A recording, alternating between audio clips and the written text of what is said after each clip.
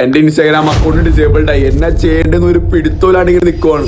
Meta പ്ലാറ്റ്ഫോമായ Instagram പോലത്തെ ആപ്ലിക്കേഷനിൽ ഇപ്പൊ പൊതുവെ കാണുന്ന ഒരു കാര്യമാണ് ഇപ്പൊ അക്കൗണ്ട് സസ്പെൻഷൻ അല്ലെങ്കിൽ ഡിസേബിൾ ആക്കി ഇടാന്നുള്ളത്. നിങ്ങളുടെ അക്കൗണ്ട് സെന്ററിൽ സെയിം ജിമെയിൽ ഫോൺ നമ്പർ വെച്ചിട്ടുള്ള വേറൊരു അക്കൗണ്ട് ലോഗിൻ ആണോ, ഉറപ്പായിട്ട് നിങ്ങളുടെ അക്കൗണ്ട് അവന്മാര് തൂക്കും.